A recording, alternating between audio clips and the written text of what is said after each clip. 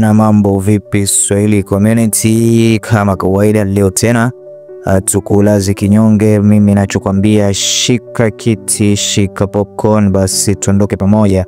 Bana, kutokana na maombi ya watu wengi wa Swahili community, wametuomba tupige vitu vingi vya Kikorea, na mimi naanza kwa kukuletea Vagabond kitu cha 2019. Bana, kuwa nami mpaka mwisho.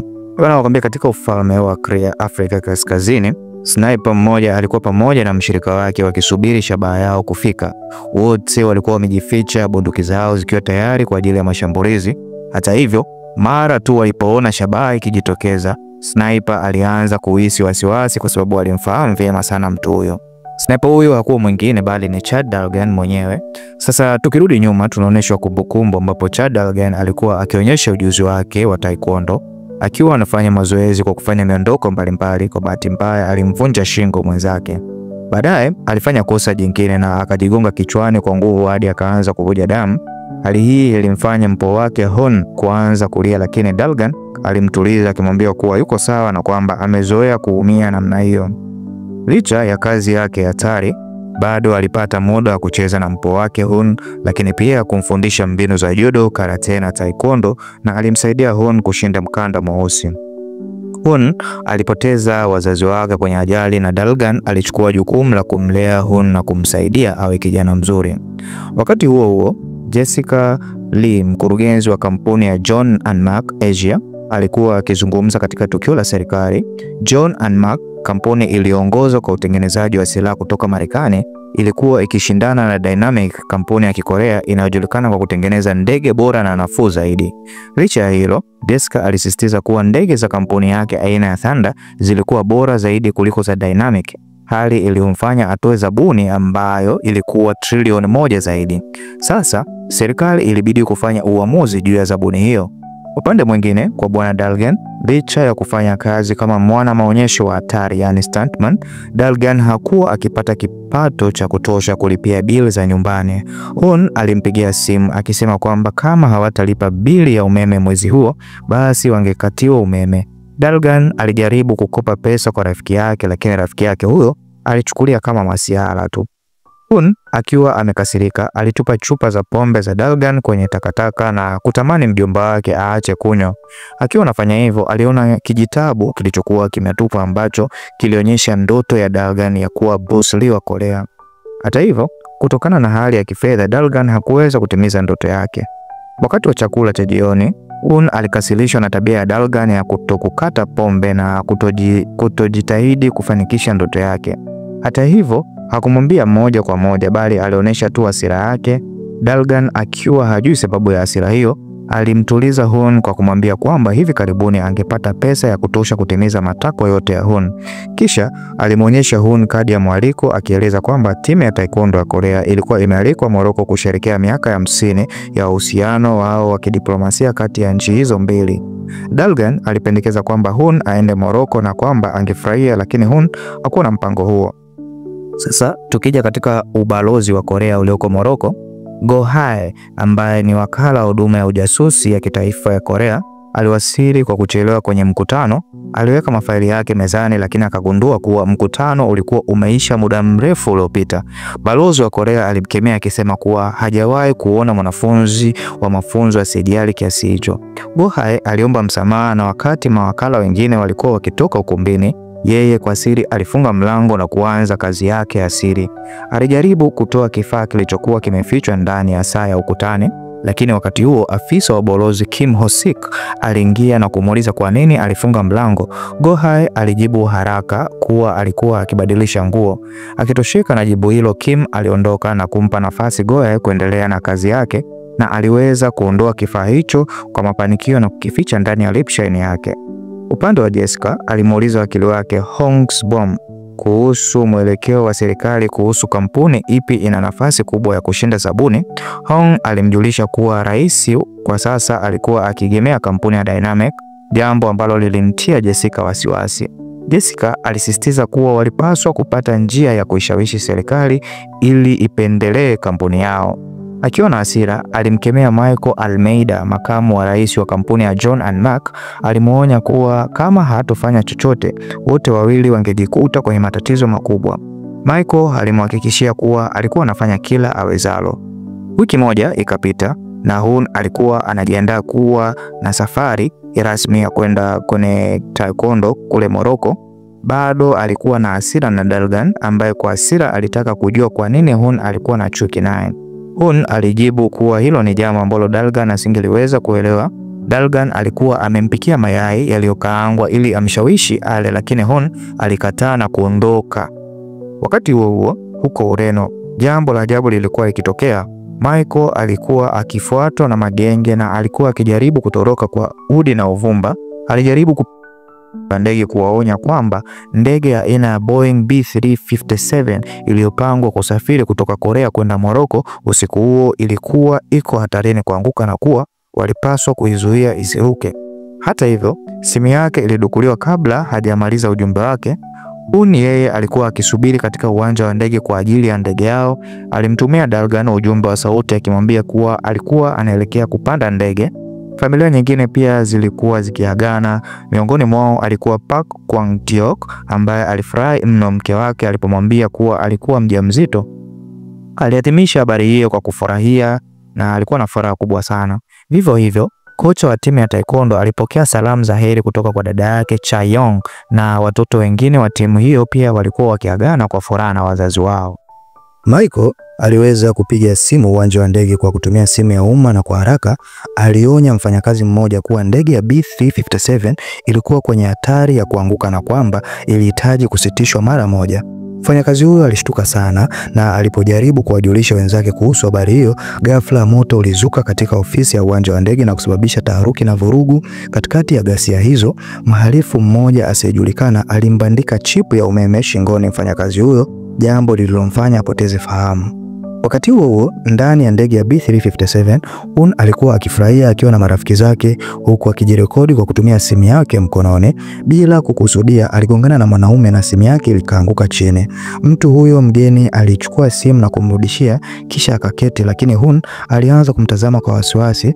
Wakati huo rubani wa ndege Kim Woo-gi alimpigia mke wake kwa simu na kuanza kuzungumza naye kimahaba kwa lugha ya Kihispania. Sasa tukirudi Ureno, Michael alinaswa na magenge yaliyokuwa yakimfuatilia na walimpiga risasi, wakamuua na kumwacha hapo hapo. Kwa upande mwingine, Harry akiwa amejihami kwa bunduki alipiga simu na kuripoti kwamba Michael alikuwa ametenda jambo lisilofikirika na kwamba ushahidi wote ulikuwa umefutwa. Ndani ya ndege sasa, yule mwanaume wa kutia shaka aliingia kwenye eneo la engine kwa udanganyifu na kusema kuwa alikuwa anaenda msalani. Akiwa huko aliharibu mitungi ya oksijeni yani ERS, hali iliyosababisha hewa ndani ya ndege kupungua na kuwalazimu abiria wote kuvaa barakoa za oksijeni. Muda mfupi baadaye engine ililipuka na ndege ikaanza kushuka kwa kasi kubwa sana. Hun ambaye alikuwa akiandika ujumbe wake wa mwisho kwa Dalgan kwenye simu yake ya mkononi alipoteza fahamu kama abiria wengine. Ndege hiyo hatimaye ilianguka na kulipuka baharini nchini Morocco na kusababisha vifo vya watu wote waliokuwemo ndani. Siku iliyofuata habari hiyo ilienea kote kupitia vyombo vya habari vya taifa. Dalgan akiwa anakula alisikia taarifa hiyo na ya kusikitisha kwenye runinga kuwa ndege ya kampuni ya Dynamic aina ya B357 ilikuwa imeharibiwa na wanachama wote wa timu ya taekwondo pamoja na abiria wengine walikuwa wamefariki dunia. Akiwa amezidiwa na huzuni na kutoamini kilichotokea, Dalgan alishindwa hata kuendelea kula na akabaki ameduaa. Rais wa Korea Yoon Suk-yeol alitoa salamu zake za rambirambi kwa umma kuhusu janga hilo na akaomba msamaha kwa taifa. Dalgan alipokea video iliyorekodiwa kabla ya ajali ya ndege ambapo alimuona Hun akiwa ndani ya ndege hiyo. Dalgan aliumia sana moyoni na alianza kulia kwa uchungu mkubwa. Katika video hiyo pia alimtambua yule mwanaume wa kutia shaka aliyegongana na Hun. Dalgan alifunga laptop yake ghafla kwani hakuweza kuvumilia na kuendelea kutazama ile video. Kwa kuwa ndege iliyopata ajali ilikuwa ya kampuni ya Dynamic, maafisa wa kampuni hiyo waliomba radhi hadharani kwa kushindwa kwa teknolojia ya ndege yao. Lakini ghafla wakati wa mkutano na waandishi wa habari, familia za waathiriwa waliokuwa wamepoteza wapendwa wao waliwakabili maafisa wa Dynamic kwa hasira kali, wakilipuka kwa ghadhabu. Jessica aliyekuwa akitazama tukio hilo alifurahi hali hiyo na kuondoka huku akiwa na tabasamu la kijanja usoni. Familia zilizofiwa zilitumwa na serikali kwenda Morocco kuhudhuria mazishi ya wapendwa wao. Ubalozi wa Korea nchini Morocco uliwakaribisha na kuwahudumia, huku Go Hae-ri na Kim Ho-sik wakihudumu kama waongozaji wao. Dalgan akiwa katika choo cha uwanja wa ndege alimuona tena yule mwanaume wa kutia shaka aliyekuwa kwenye video aliyegongana na Hoon. Alipomtambua, Dalgan alishtuka kujua kuwa mtu huyo alikuwa bado hai.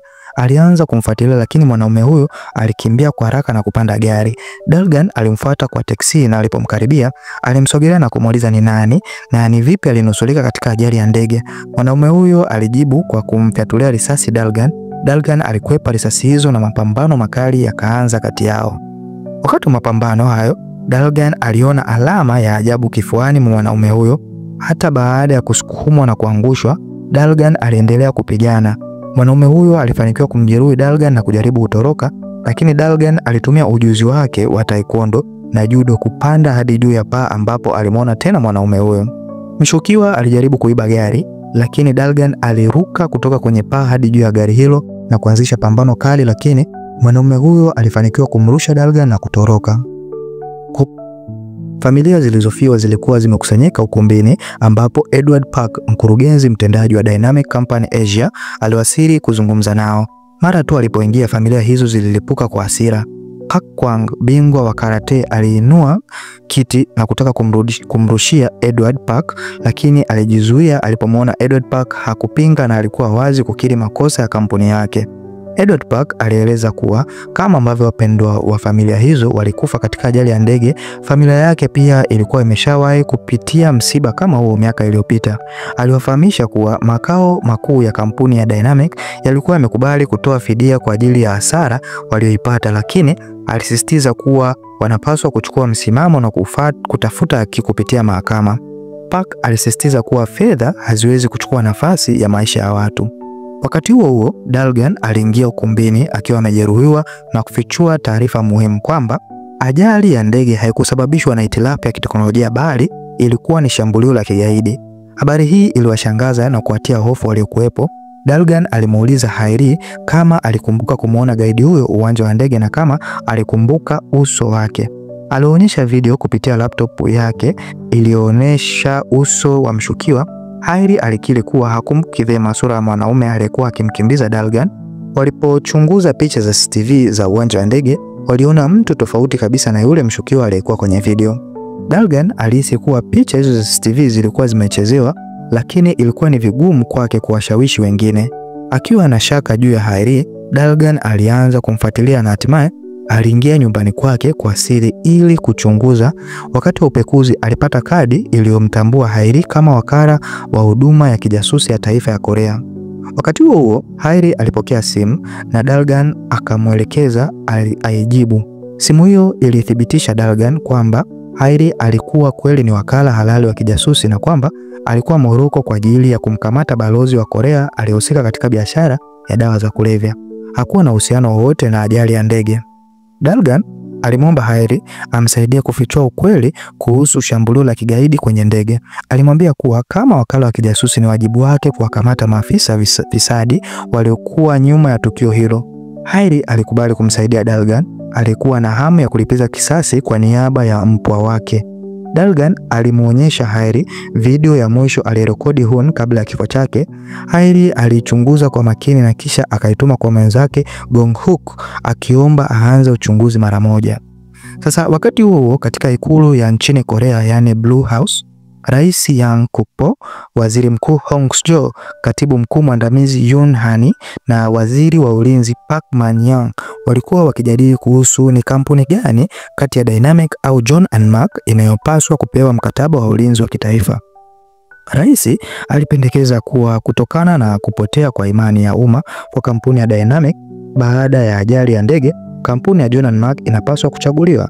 Lakini waziri wa ulinzi Park Man-young alipinga akisema kuwa kuichagua John & Mark kutakuwa mzigo mkubwa kifedha kwa hazina ya taifa kutokana na gharama zao za juu. Alieleza kuwa ajali za ndege ni jambo la kawaida na kwamba Dynamic bado inapaswa kupewa nafasi. Hoja hiyo ilisababisha mabishano makali kati ya Yoon Han ambaye aliunga mkono John & Mark na Park Man-young. Rais Yong-kuk-pol aliwafukuza wote wawili kutoka kwenye kikao hicho. Wakati huo Hailey alimjulisha mkuu wa kitengo chake Kang-jul kwa njia ya simu kwamba wakati wa uchunguzi wake kuhusu kifo cha Michael nchini Ureno, alihisi kuwa Michael hakujitoa uhai bali aliuawa. Kang-jul alishtushwa na taarifa hizo na alionyesha shauku kubwa ya kujua zaidi kuhusu tukio hilo. Hailey aliwatuliza wanandugu wa familia zilizofiwa na kupanga safari yao ya kurejea Korea.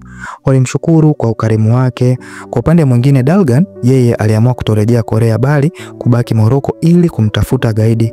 Lakini mziki unaanzia pale alipoifungua laptop yake na kugundua kuwa video ya Hun ilikuwa imefutwa. Ebana, unafikiri nani aliyefuta video? Ebana, unafikiri mziki unaendaje? Ebana, hii ni episode ya kwanza, hii ni sehemu ya kwanza.